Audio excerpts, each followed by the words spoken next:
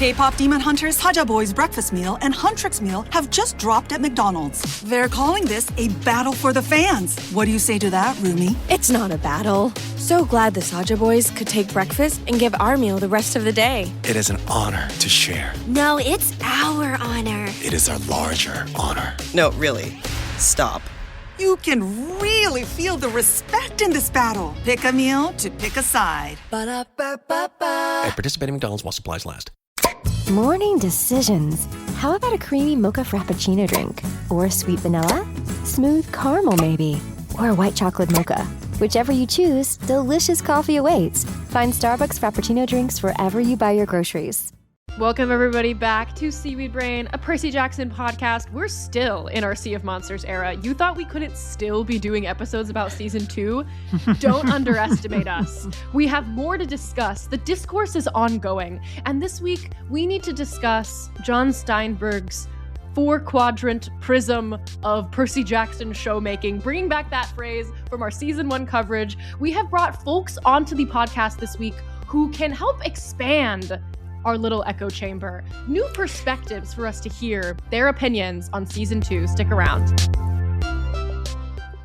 All right, everybody, welcome back. My name's Erica, joined as always by my co-host Carter. What's up, Carter? Hi everyone. We have 2 brand new guests joining us for the first portion of this episode today. We are welcoming Jennifer and Jayda Borget to the studio. Hello, Jennifer and Jayda. Hi. Hello. I feel like I have to say, like, this is not the first time we have had a parent-child combo appearance on the podcast. We stand on the shoulders of giants. I want to shout out Tom and Maddie Wild. If you are listening to this right now, you guys are iconic.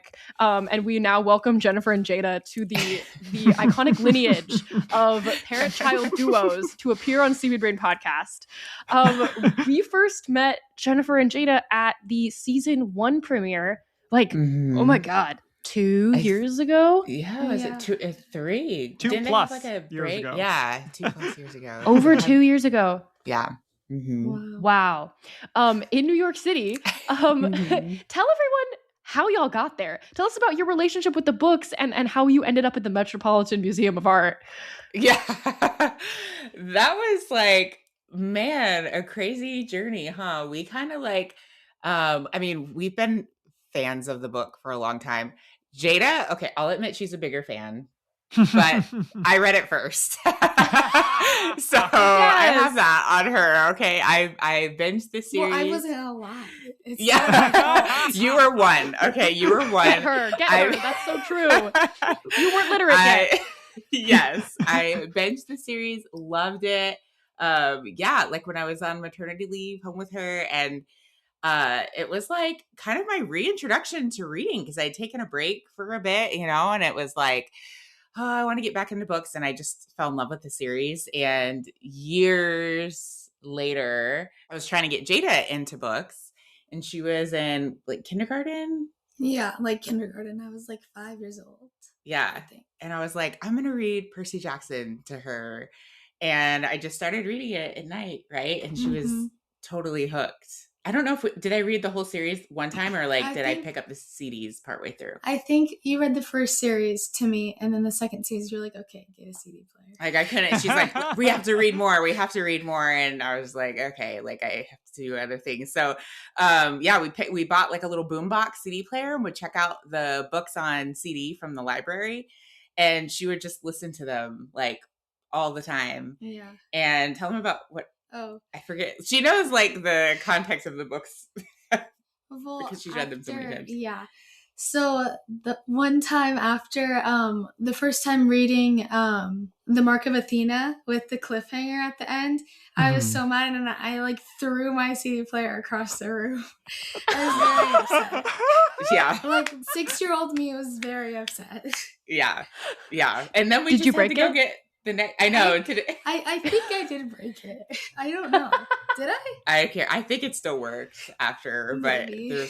she probably tried not to let me. I couldn't break it that much because then I couldn't listen to it Yeah. anymore. But she was pretty mad. A more But you didn't have to wait symbolic that bit of long. rage. Yeah, we just had to go get the next CD. You didn't have to wait that long Yeah. to read the next one. But Because it was already out. Yeah, Jada, you don't know. You weren't there when we had to wait Exactly. like a full 12 months for that. What was your reaction to then listening to the author's note at the beginning of House of Hades where Rick goes, ha, ha, ha, ha, ha. Oh my, yes, we were just talking about that. Yeah, I was, because now my Pinterest is like all Percy Jackson stuff, and I was like, because that was like one of the pins, and I was showing my mom, and I was like, see?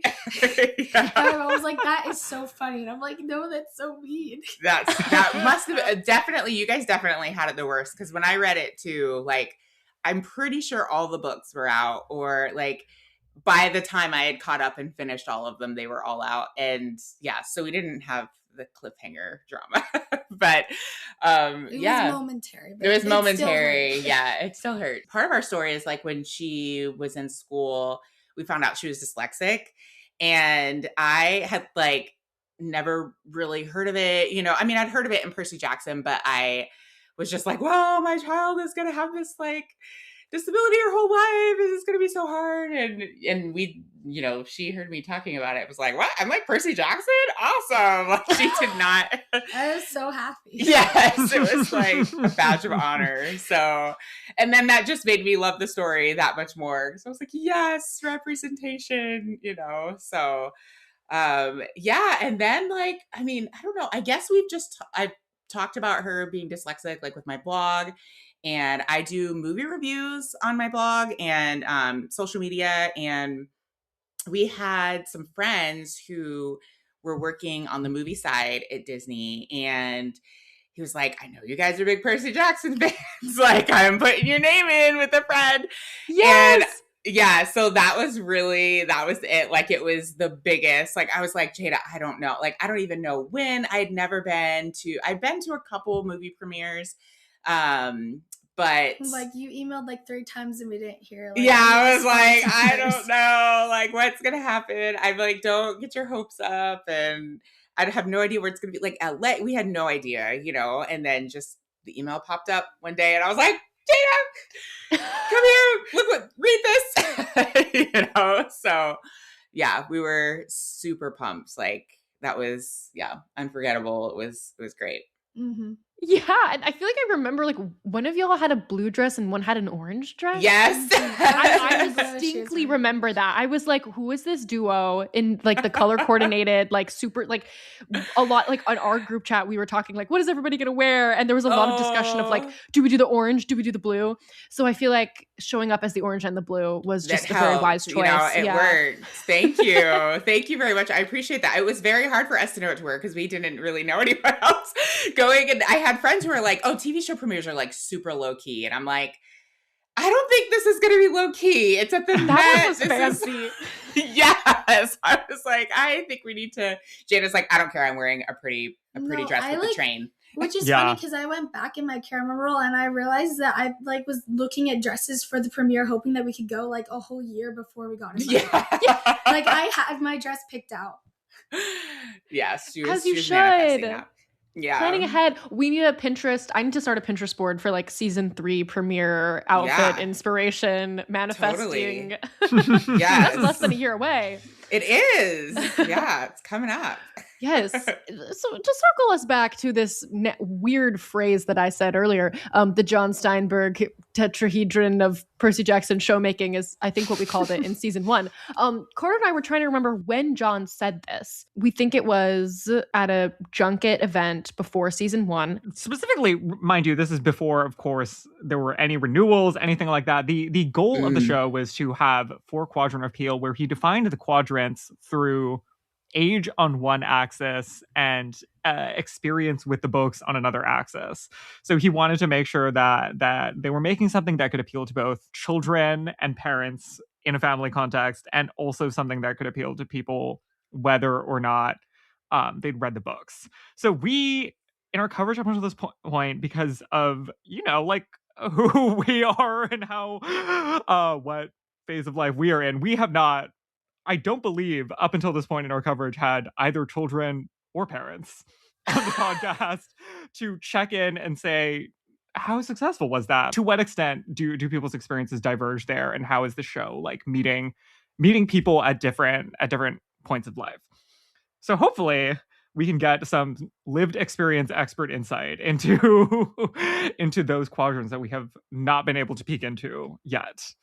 Yes. Yeah. And we also have to say Jada has nearly reached 16 against all odds. So she's not like truly like a child, perhaps in like the, you know, Percy Jackson 8 to 12-year-old middle grade reading range. But we also know, Jada, you have younger siblings, and presumably you guys all watch the show together, right? Yes, we do.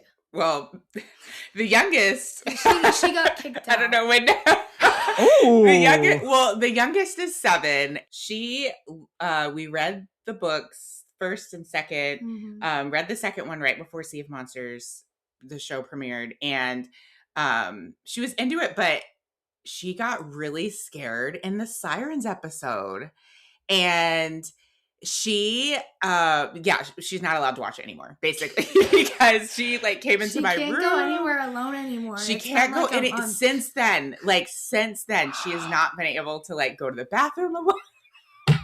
Listen, I remember those days.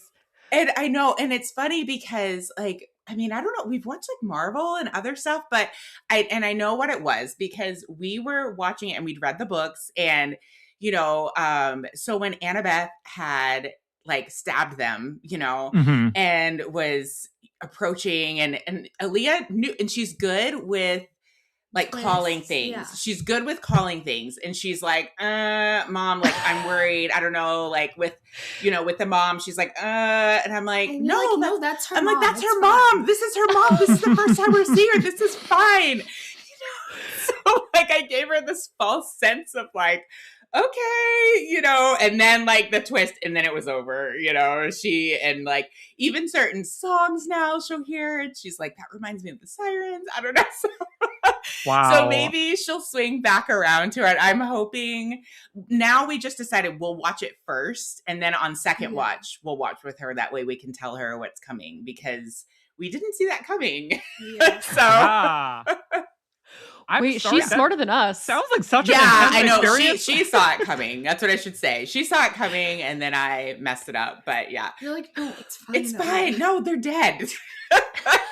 Like it was like the worst, because even, you know, like being her, like that's kind of probably your worst fear, is like a little kid, like that your mom is gonna like turn on you, kind of thing, you know. So I can see how that psychologically kind of, you know, triggered her a little more. Yeah, so that was good, really good on the producers, showrunners. Like, you got us all except for her, but then except for her, I liked it because it was a twist. Yeah. And her brother is 12, and he loves the show. Yeah. Also, he gets really into it with us. Looks forward to watching it with us. Yeah. And then her dad too. Like, he hasn't read the books. He hasn't finished it yet, though. Yeah, he hasn't finished season 2 yet. But yeah, yeah, we're slowly making it through with him, but he's into it. He likes it.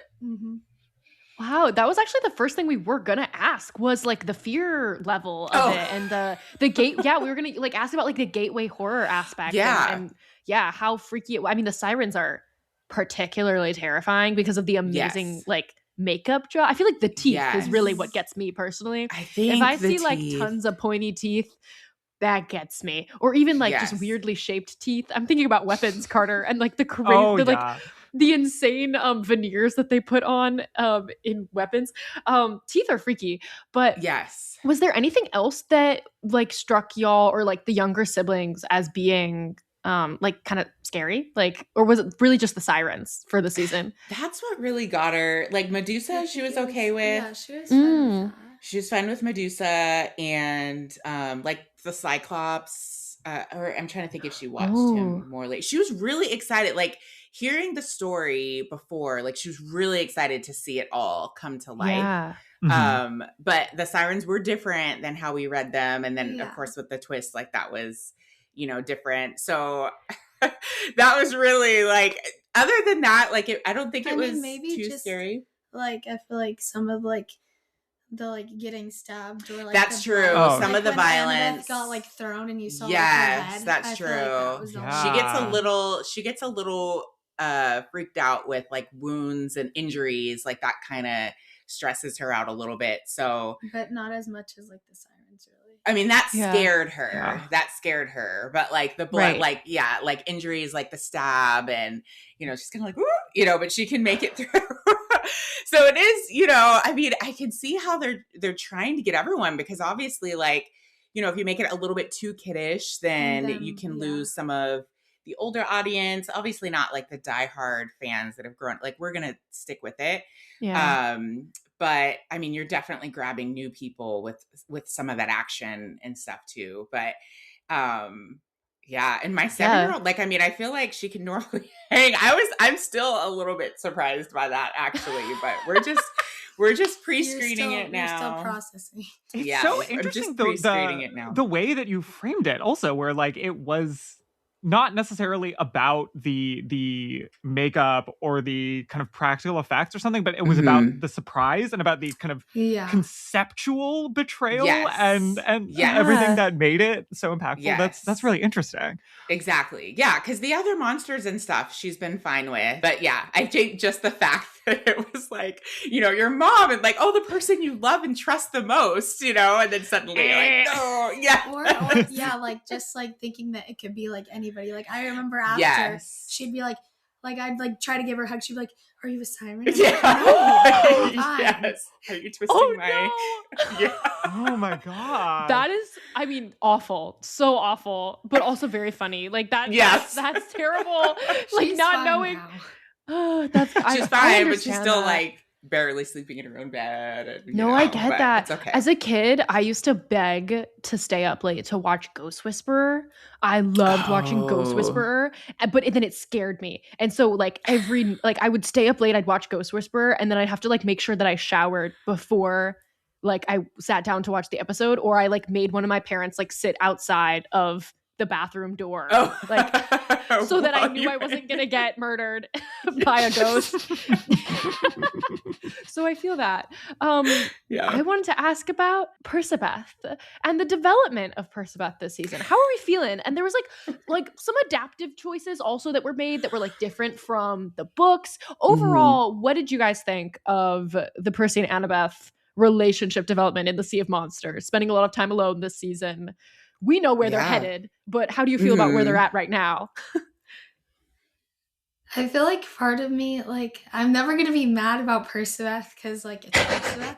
But also, I'm like, people who are just watching the show, like, they already, like, get the hints, Like, whenever reading the books, like, you had to wait longer before you saw. But it's also, like, if you read the books, it's like, okay, yay, we get to see it sooner. We don't have to wait until, like, later in the series, I definitely feel like it's going faster than it was in the books, but I don't think that's a bad thing. So a little bit of just like envy because you're like, they get to enjoy this earlier than I did. And then, I guess I feel that. I'm like, it's hard because I feel like I tend to be a book purist sometimes, but I'm also like, I love, like with the Disney remakes, the animated movies that I grew up loving and then watching the remakes, I'm like, you can't just remake the same movie. Like we need something different. You need to change the story, improve it somehow. You can't just redo it. So I'm trying to look at it that way. Like, okay, we've read these books. Like we have that story. Maybe this is another way to tell the story. Like I feel like typically with books, I'm like, well, a book is different because you're getting to see the visual adaptation versus like a remake of a movie. But I'm kind of trying to frame it that way while I watch. And I think that's making me enjoy it even more.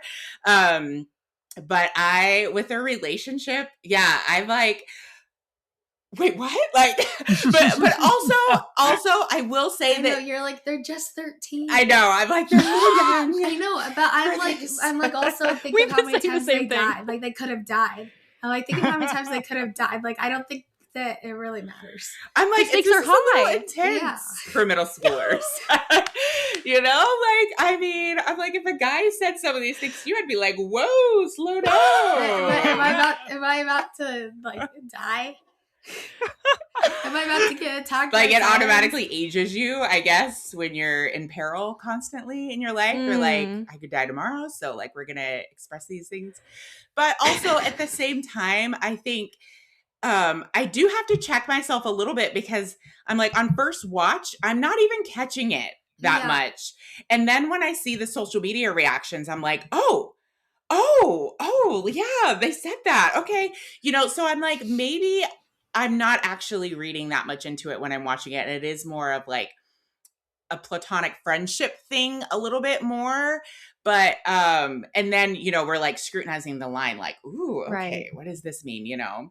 But I don't know. The burn it all down line. I was definitely like, I don't know how you can interpret that. Well, we that didn't many even different see it ways. at first because we were distracted by Yes, his side part. that's true. That was one of those where we were laughing so hard. I was like laughing. I was like, I didn't even hear it because I was like on the floor laughing. I was laughing at her reaction.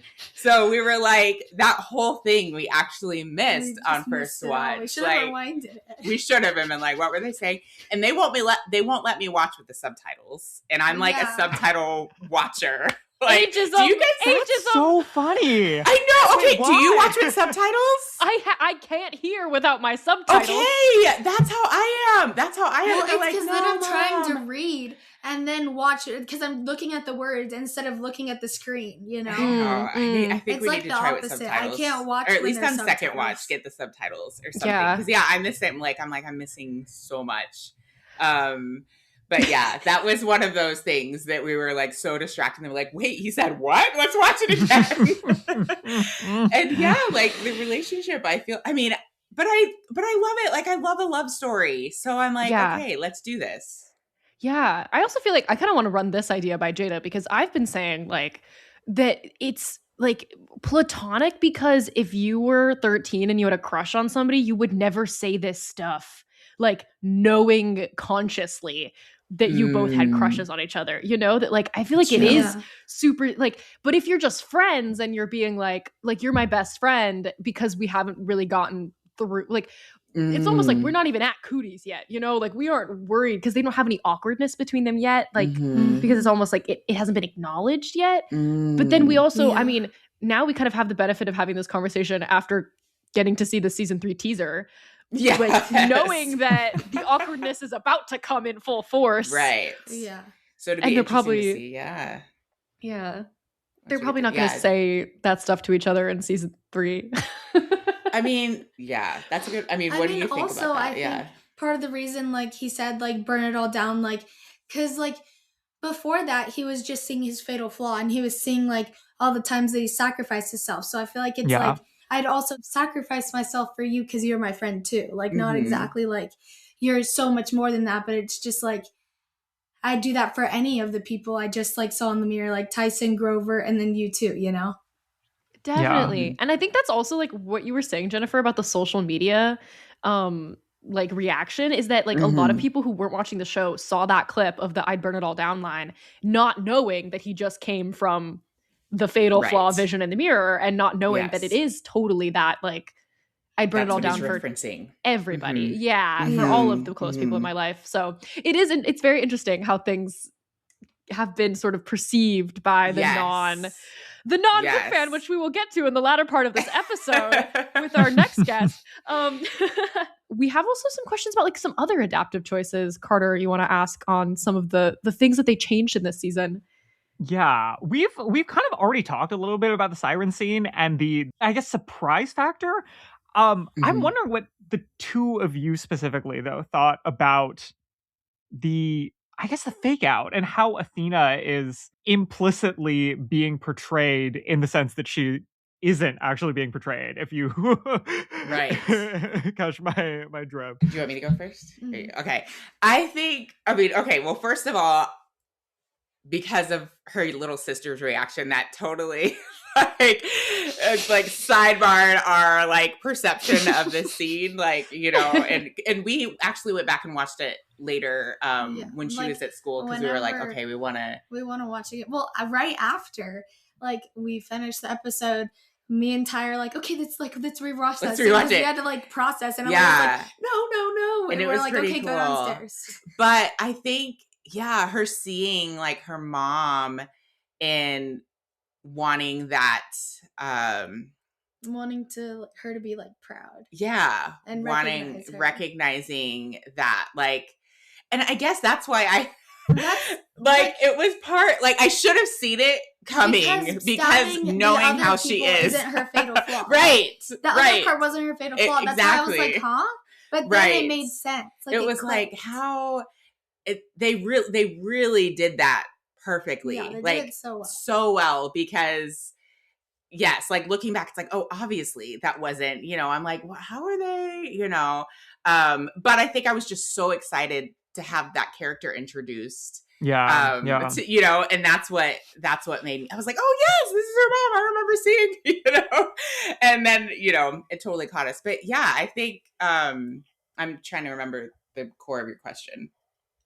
Wait, I have to ask a follow-up question Yeah. of both of you as like clearly like Annabeth understanders, and like, would you say Annabeth is like your favorite character, Jada? Yeah, I really like Annabeth. I like Annabeth and Percy. I like Percy because it's just like, he's just funny, like, and he doesn't understand. But I like Annabeth because she's the one that's like, okay, like, we're gonna go do this, like, we have a plan. Yeah. I like how she's been like more portrayed like in this with like her flashbacks too, like getting to see her when she was younger. Like, I feel like you get to see more of her character in this season. Yeah. I have been kind of on this like conspiracy theory train for like a year now that I feel like Annabeth's fatal flaw, like a better word for it than hubris or pride, is actually perfectionism. And I felt like with her mom, like, like the mom fake out, especially, I think really to me, that also solidified my conspiracy theory a little bit, that it's about proving herself to her mom as opposed to this like general sense of pride. I don't know. I want to get your take on that as Annabeth understanders. What do you perfectionism think? versus pride. And if it's the same thing, that's also super valid. I feel like Rick would probably be like, it's the same thing. Well, she did, like, because that's what she was stressing about on the boat, right? Like, getting something wrong and, like, being wrong, making it the wrong choice. Or even in the first season, I forget exactly what it was, but, like, sending, like, Medusa's head or whatever, she's like, no, they're going to think, like, we're stupid. Like, we have to, like, actually be smart about this. Like, she's always trying to, like, impress the gods or impress, like, her mom. And, like, I feel like part of her, like, always planning and being smart is to, like, prove to them that she can do it, Not just, like, I could do it better, but I want them to know that I can do it better, like, in some sort, And that Definitely. that's, like, very much like Jada. I feel like, too. Dang, because Jada isn't, like, I wouldn't say she's prideful and, like, I don't want to say that I'm wrong. Like, I don't want you to know that I'm wrong, but she loves, like, us seeing her do well and being like, aren't you proud that I did this? You didn't mention that I, I'm like, didn't you like that I did this today? Didn't you see? Like, that's like very much I'm great. her. Yes. Advocate for yourself. But she's not prideful. Like, I wouldn't say that you're prideful, but definitely can be a perfectionist and, doesn't want people to think that she's made a mistake, like feels bad if she, messes up on something and people notice or something like that. Yeah. So, hey, I'm with you on that conspiracy theory. Okay, cool. I also love, Jada, you're like the same age as Leah. I feel like that's so special. I love that. You guys are gonna like grow up at the same time with the show, which is so cool. It's crazy. Yeah. I want to ask about the Traitor reveal. Of Chris Rodriguez in the finale. What did you guys think of Chris Rodriguez Traitor reveal in the finale?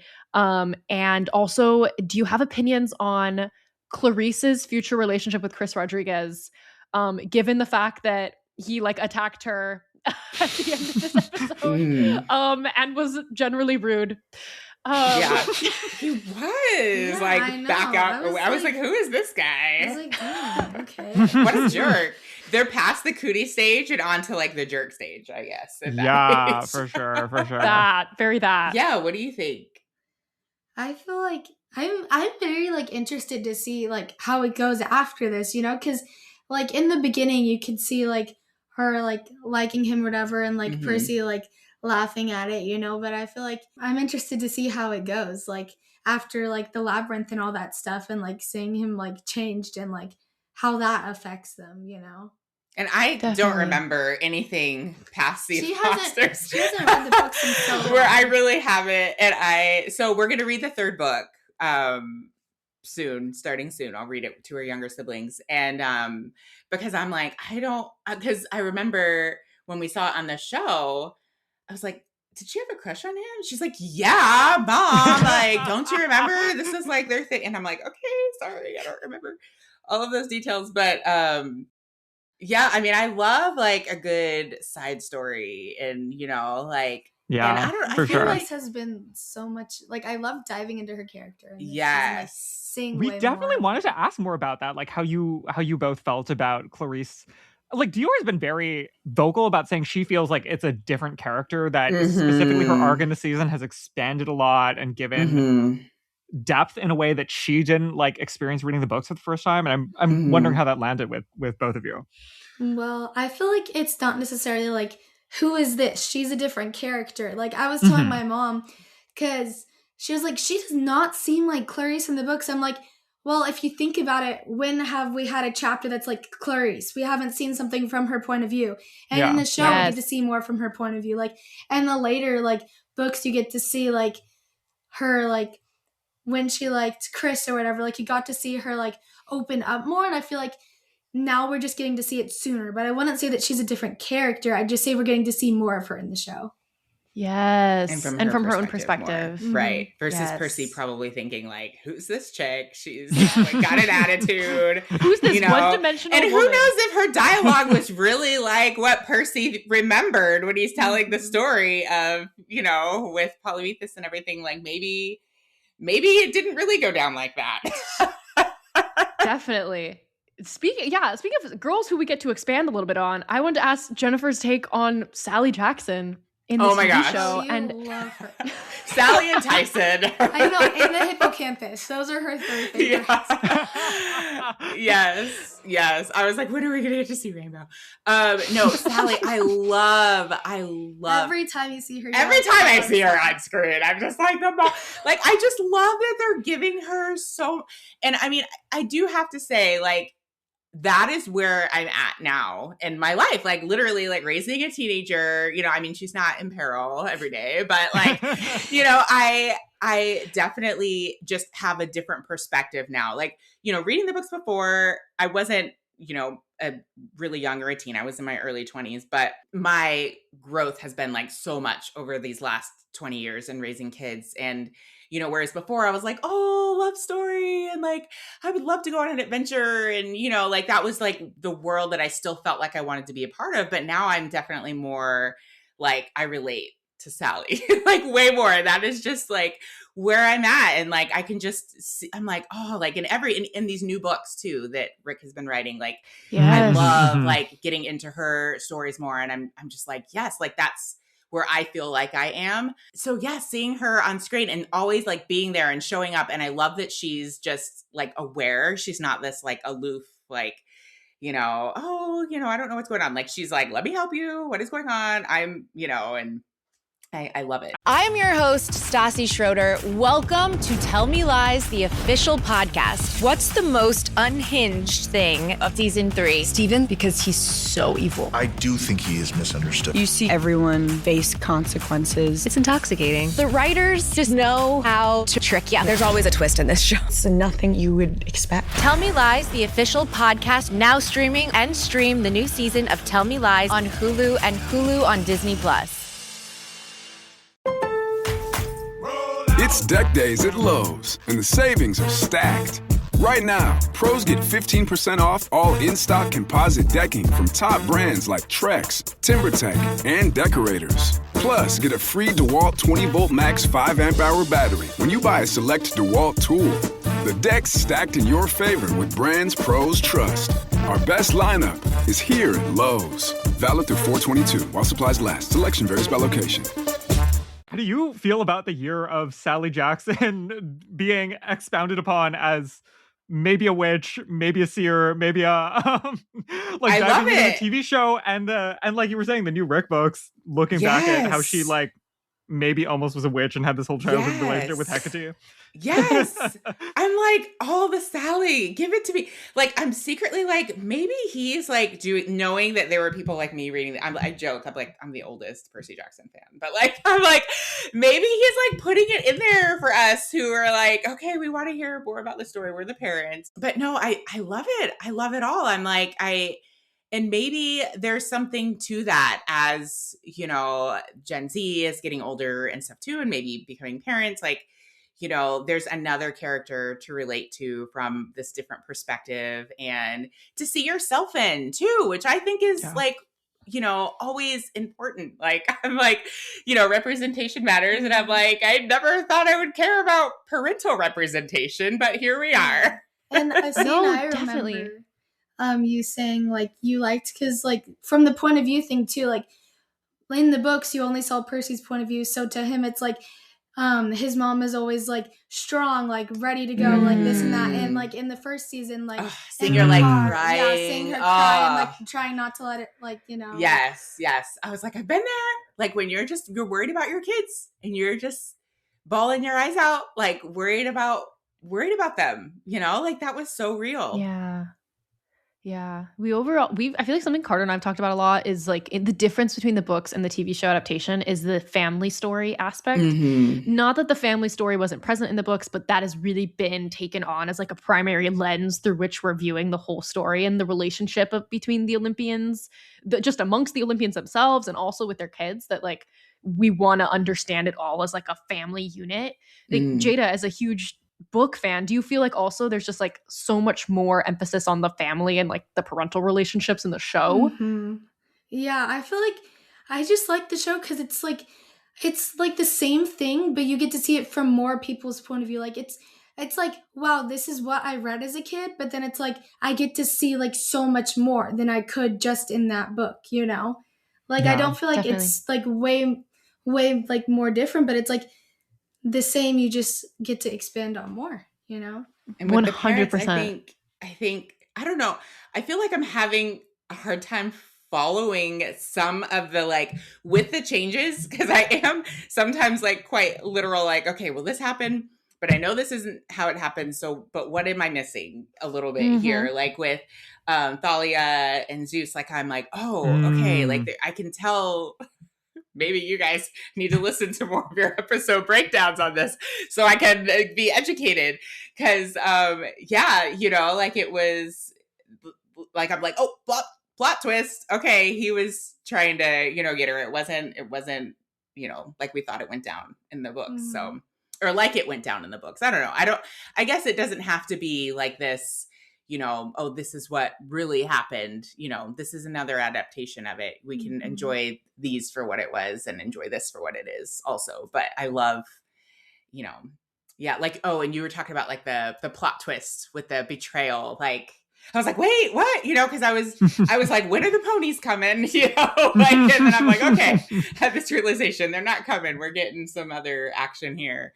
But yeah, I felt like I did see coming, but I didn't think it was going to be him. I thought it was the girl, the younger. I'm trying to remember her name. I was like, oh, she's tricking them. And then it was like, oh, it's Chris. Like I was, yeah. Yeah. The traitor. No, because we knew she was bad. The younger one who they actually stabbed. Oh, yes. That one. Katie. Yes. Katie, no last Katie. name? Yes. Yeah. Yeah, I was like, wait, is Katie about to turn on them? You know, that's what I thought was gonna happen. But could you say a little bit more about how you, I guess, have subsequently processed the Thalia reveal? I think I'm still processing a little bit, to be honest. Like I'm like, okay, where are they going with this? I don't know. Sometimes I feel like Jada needs to like school me on you know, like I'm like, okay, is this, because I'm constantly like, is this how it happened? Like, well, it's a mix because it's somewhat different in the show, and then also you haven't read the books in like a long time, right? So it's like, she doesn't know what exactly. So my memories are all jumbled. Yes, that's part of it too, because I'm like, this isn't how it happened, right? So we can process this in real time right now.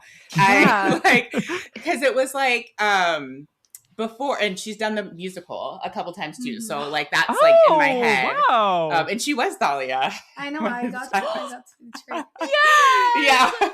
I was like stopping myself from quoting My Grand Plan earlier, and I should have just quoted it because you could have been a totally welcome text. We would have followed.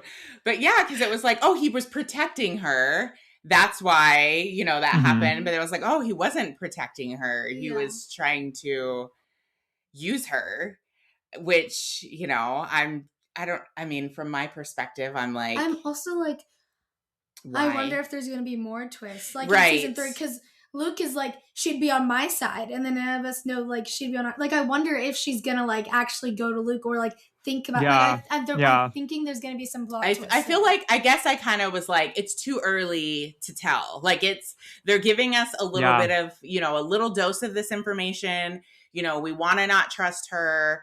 But I feel like my natural inclination is to trust her, you know, so I'm just like, okay, they're giving us this to like nibble on and think about, but I'm trying not to get too hung up on like what it means, I guess, you know, because I'm like, I know they're just trying to trick me.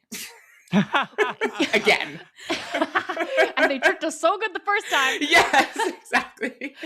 Jada, we should ask your guys' youngest what she thinks about what Thalia will do, because she'll probably be right. That's true. She'll know all the answers. She's gonna call it. She'll know. But Jada, what do you think about Zeus being like the villain, like kind of like a like stone cold villain, like irredeemable? Yeah. Period. As far as we're concerned, by the end of the season. I mean, and even like with the first season, you could see like him like acting like very like strict, like scary. Yeah, exactly. Like me and Ty were like, oh, like yeah, like I feel like he's very much portrayed more as like scarier and like more like kind of like as a villain, you know, like getting to see like the different side of him, because like in the books it's just like Zeus, like Poseidon, like, you know, like kind of like that, but not necessarily like they were like, oh yeah, like Zeus, we don't like him, but they weren't like Zeus is bad, Zeus has done this. Like I feel like he's way like scarier and more like put as a villain, like getting to see like this new side of him. Yeah. And I guess I'm still like wondering more like his motivations too, you know, like, yeah, I'm just excited to reread book 3, to be honest. You should be. It's the best book. We love Titan's Curse. It's your favorite? Yes. It's your favorite. Both of us, yeah. Titan's Curse. Oh, really? Battle of the Labyrinth. That's my favorite. Is your fave? Book 4, yeah. It's a good understandable. one. Very understandable. We just love the Hunters of Artemis, so like we'll never get over them. Oh, okay. Zoe Nightshade, we love Zoe Nightshade. Yes. On the note of season 3, we kind of were wondering if you both had any, I guess, notes on season 3, things that you're particularly looking forward to, things that you would like to see, things that you want to make sure are like part of season 3 and future seasons moving forward.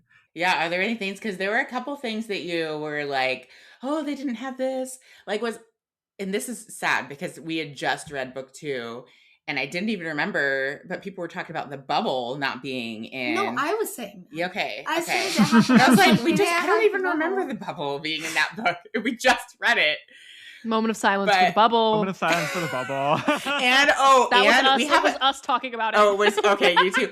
And we have a pet snake. So we were also a little sad. George and not Martha. seeing- George and Martha. Yeah, we were a little like bummed about that.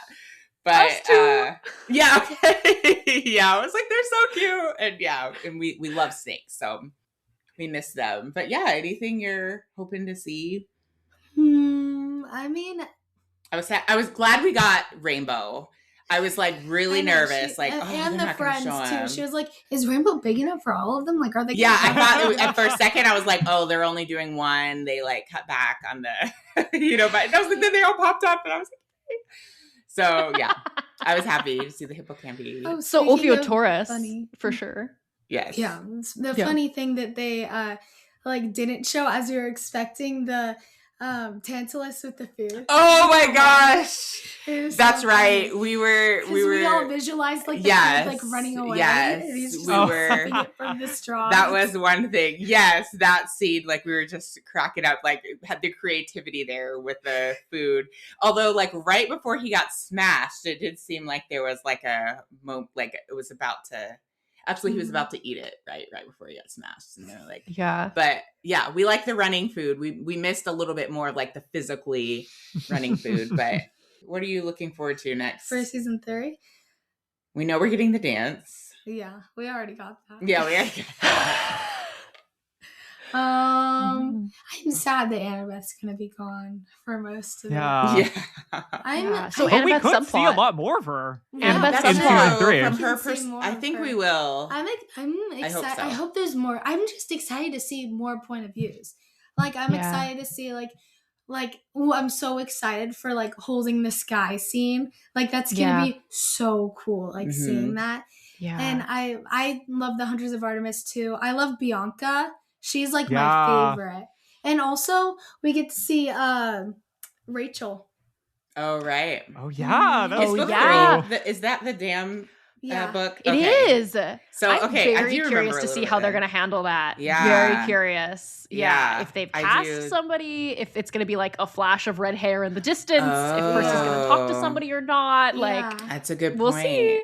That's a good point. Yeah. That was a very like memorable part. Like, I mean, that everyone quotes all the time and everything in the books. Especially since like we were talking about with like setting up Sally as like a mortal who sees through the mist. I think like really readies us to meet Rachel in book 3 and be like, what is going on with this girl? I hope they keep her scene there because I love Rachel. But I'm guessing the casting would be very important since she plays such a long role. Big role. It's a hard one to think about casting somebody for like one scene in one episode that then is going to have to like be the lead of the next season. Exactly. We'll see. That's very exciting. Okay, on this vein, we have just like a couple like overall like questions to get your take on as we like close out here. Yeah. The first one, I was gonna ask like what would it take for you to join Luke's army? But I think instead what I'm curious about is like, were you fully convinced of like Luke's evil by the end of the season? Because I feel like the showrunners, particularly Craig, was like, by the end of season 2, like you're gonna see Luke's true colors. Like you're gonna see that he can't be trusted, like that, you know, you're going to feel him as a villain because up until now he's been super sympathetic.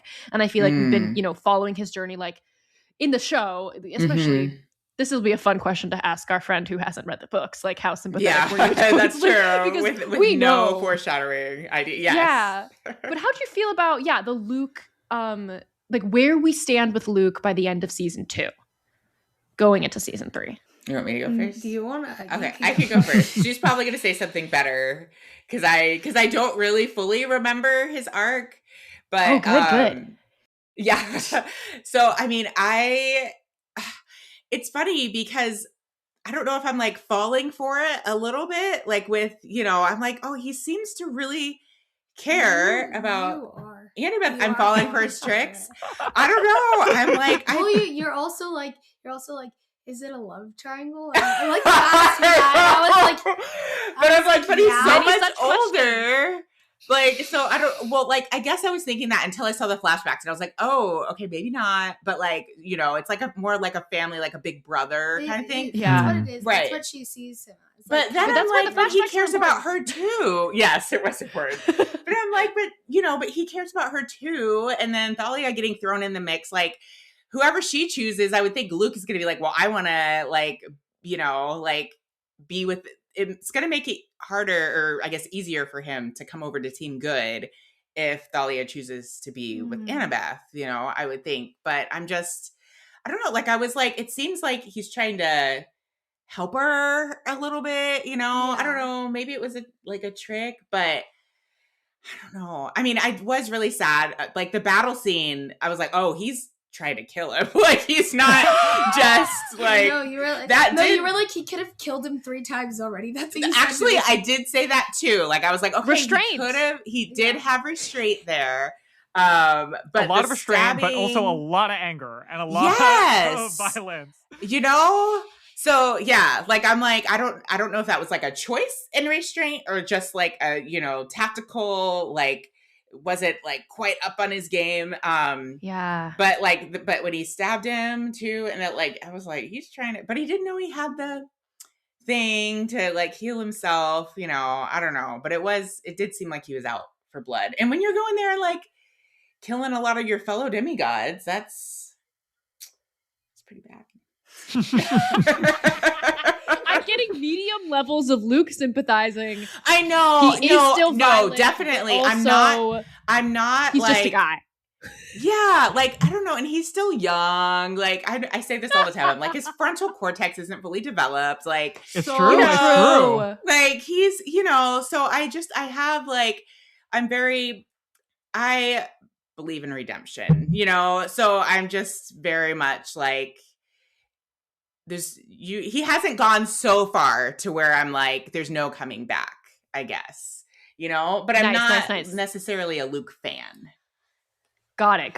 Makes sense. I love makes that sense. answer. That's where I am. Yeah, I'm at like a weird like stage like with the character. I'm like, in the next season, I want him to be more scary, like more meme, but I want you to be able to also see how it's like he like has to, or like Kronos is like making him, so that you can see Annabeth sympathizing for him, because like the whole thing, like Percy and Annabeth like getting to fights about it, because she's like, no, like I see like the good in him, so it's like I want to see Luke be evil.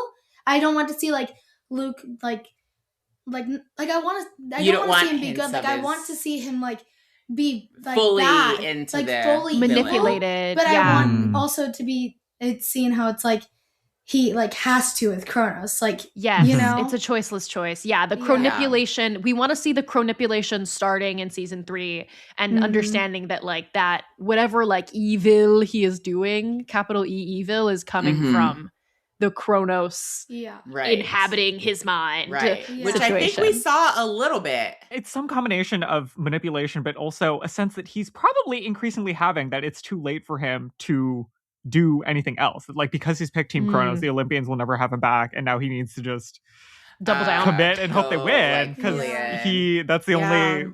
And I guess I feel like if that's the way we're going, then I would want to see even more of that. I guess, because I'm still like, oh, he's redeemable. Like but yes, like if that's the case, then I'm still like, I could use even more manipulation. Like, and I'm kind of like, spell it out for me a little bit, because I'm like, is he being manipulative, or is he like, is that a little bit of his like love for her? I don't know. I definitely can see it as manipulation, but I feel like it could be a little more obvious. I don't know. Like, maybe I'm like a basic viewer, but like, I don't know. Like, I don't hate him enough, I guess. If that's, like is a like more casual kind of watcher. I do think you're right where they want us, though. I'm pretty sure that's where they want us. Okay, well then I'm right. Then I guess like I'm right. Sense of like, why don't I hate him more is, I think, where we're supposed to be. Oh, really? Yeah. Okay. Well, then I'm right there, because I kind of was wondering, like, am I not interpreting this correctly? Like, is he? Because even his choice in wardrobe sometimes, like, I've been saying, she's like, what is he wearing? And our like weekly like talks about it, we do like a Luke fit of the week. Fit check. Like, what is he? We're like, what do we think? Because that first trailer with that one jumpsuit, I'm like, what is, like, why is he look preppy? Like, what is he wearing? Yeah, she's really into fashion. Yeah, and then we're like, she was like the cruise casual, like, kind of like sweater vest. Yeah, and look. it's like white. Like, it's like, why are you like?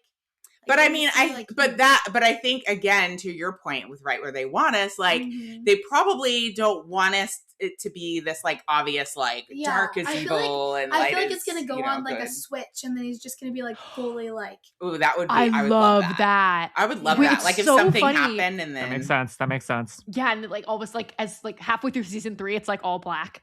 Yeah, to the dark side. His wardrobe just changes. It is so funny that you said that, because like just this week that we're recording this won't be out for a while, but I just released our interview with Kate, the costume designer. Oh, where we were asking specifically about like wearing white, and she was like, yeah, we specifically like did the thing where instead of putting him in the scary dark colors, we put him in the light neutrals, because as a contrast to questioning his dark side, we put him in the thing you would assume him to be in.